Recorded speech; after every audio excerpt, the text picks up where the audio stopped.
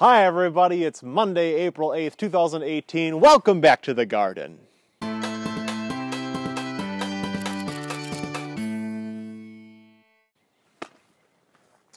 I've got my garden helper Moose, who's in here with me today. It's so exciting to have him out here. We've got all these wood chips and it's fenced in, and he can come in and I know he's not going to get into any trouble.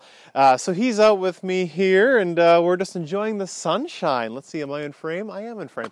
It is a ridiculously warm day. I think it's going to be like 65. It'll probably feel like it's 70 because we've got clear skies, low wind, great visibility, and just lots of sunshine. So things are greening up all around.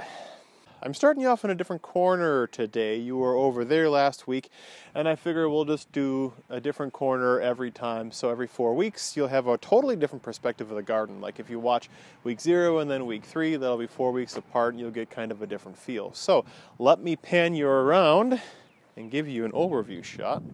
Here we have it. I could probably lower the camera a little bit, but you can see the raised beds. Those are the raspberries along the hedge and everything else. This is the corner right here where we filmed last week. In general, not a whole lot has changed in a week's time. You know, it's still cold for the most part, and this week ahead I think we're going to have some snow, maybe Wednesday, Thursday. It could be up to 4 inches, but we'll see. This time last year we had a big blizzard, so anything is possible with the volatility in April. But because of all this heat and the rain that we've been having, things are really starting to pop up. It's pretty interesting. I'll take you in for a shot, but we've got the walking onions that are popping up. It's so funny. The ones that had fallen into the wood chips were actually growing in wood chips. They were sending those roots way down into the soil. It's pretty fantastic. And I ripped them up because I don't want them growing in the wood chips. Other things that are greening up, we've got chive in the far bed back there. That had come up. It's an annual herb, and that looks like grass, the way chives do. But it's nice and green. It's one of those first signs of spring. Overall, it's that feeling of dormancy in the garden met with anticipation. Like the flowers in the front are starting to come up. You know, we've got buds this big for lilies and crocus and those kind of things, but the garden is still slumbering. So because of that, this is a perfect time to get done some physical tasks aside from building the fence, which is going to be a couple weeks out because we're doing some traveling this week. Building the fence, building some trellises and things. This is the time to do that now before anything is in the ground. So I had 2 tasks last week that I wanted to accomplish. I wanted to trim some of my raspberries, and I wanted to get rid of leaves. The leaves I ultimately decided, well, they can stay because I realized I didn't have wood chips underneath the raspberries. When I was chipping last year, that was already pretty full and I didn't throw any in between. So this is just open dirt underneath there. So the leaves can compost onto the soil. That's perfectly fine. But I did do a lot of trimming, as you can see by my example here. And these are they're beasts. In fact, you can kind of see in this shot, if you remember last week, there was a tall thing that was sticking up. That's offshoots from an old mulberry tree, which I really need to get the stump ground, but suckers always grow there. It's so big. I cut that down while I was trimming these. And I also decided to put the big long raspberries and feed them down. This was something that I saw, I think I've seen it on Pinterest or maybe a blog article, or Pinterest probably led me to the blog article, but if you want, you can kind of make a fence of vining plants like this. If you take them and bend them over and stake them into the ground, they'll create new roots and then they'll grow up, and you can kind of do that thing with them. This is not a dance move, I swear. Anyways, so I arched these over in different parts of the fencing, and I shoved them into the ground. We'll see if they grow. I would love it if shoots would start growing down, but that's not how nature works. I know any new growth is probably going to shoot up towards the sun, so I'm hoping that the tops of these that I put in this middle section here will fill up this interior, because this is the only blocked and naked section of the raspberry hedge. Well, I don't have too much of a goal for the week ahead because we're going to be doing some traveling. What goals I do have, I need to clean out this little area here where the mulberry tree is because I've got branches that are on top of it. And you can kind of see from your angle that the original raspberry trellis is leaning that way. It's not plumb straight up and down.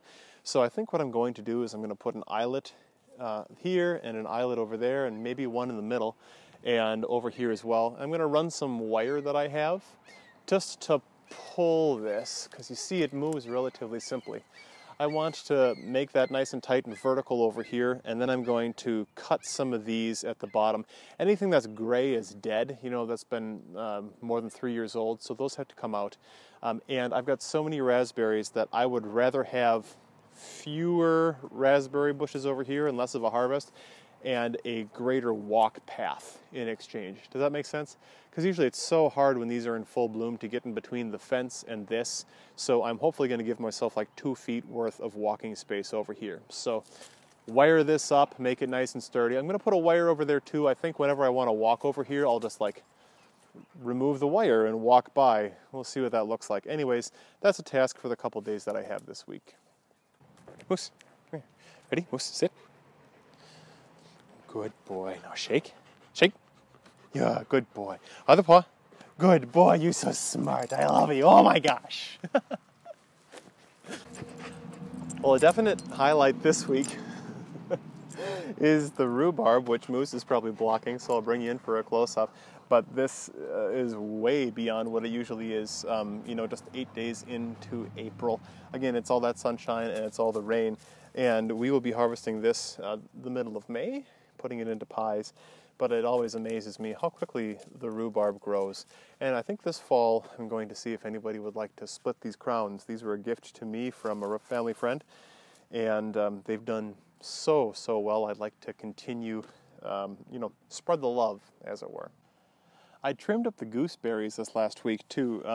Where I'm standing right now, shoots would be sticking into me. Again, I need a nice long walkway. Last year I opted not to completely thin this out. I'll have to do that at the end of this year. But these are already starting to green up really nicely. We're going to have a pretty abundant harvest of this gooseberry plant. And it's so exciting to see some of these early green tips already. And I guess another week ahead task for me. I've got the stakes in here from last year, but I need to rewire it and make sure this plant stays taut and vertical as opposed to flopping over. The Egyptian walking onions look beautiful. If I needed chives for a recipe, I could easily use these, or I could harvest from the base. That's fine. As we look back, you can kind of see, and I'm going to pull this out because I don't want them growing here, but come on, there we go. These the little shallots, as it were, that flop over the way this propagates. They were falling into the bed, they were falling into the wood chips, and they're growing.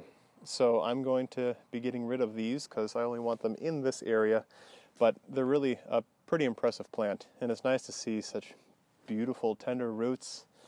Just a beautiful sign of spring. Maybe they'll take root there.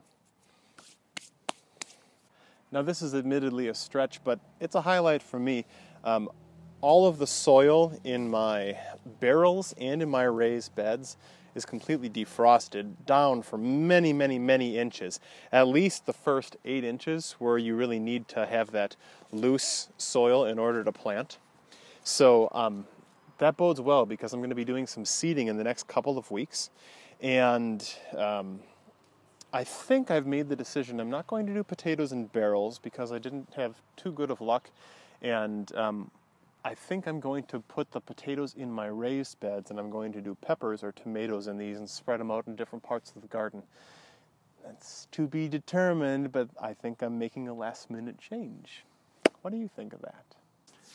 And so week 2 is in the books. Like I said, not a whole lot has changed except for the greening, and things really spring into life nicely. Thank you to everybody who has given suggestions for what the garden could be named.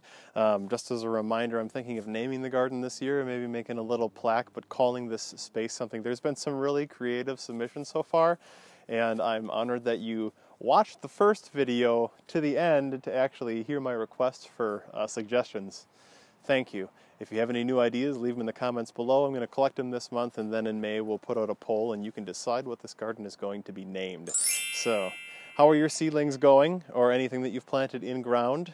Pretty soon, the very first thing that's going to be planted in my garden next week, Monday, is going to be seeds for my peas and radishes and beets and a couple other cold hardy crops, because you can plant them up to 3 weeks before your last frost date, which is April 30th for us. So, oh my God, I can't believe we're actually planting in the garden already. With these beds and all this nice established stuff around me, I'm starting gardening earlier than I ever have before, and it's continuing later than it ever used to be. It is so cool. This is just a passing thought, but most people in my area don't get their gardens in until after like Memorial Day. That's the end of May. And here I'm, I've already got the perennials that are coming up, and my annuals I'll be sowing in the middle of April. Like potatoes are going to go in at the end of the month, and so much else. It's really been a rewarding experience learning so much about gardening and trying things and seeing the success. So if you have any other interesting things you'd like to see me try, be sure to let me know below. Otherwise, thanks for joining Moose, who's over in the corner smelling the rhubarb right now. Thanks for joining Moose and me on this tour, and we'll see you again next week.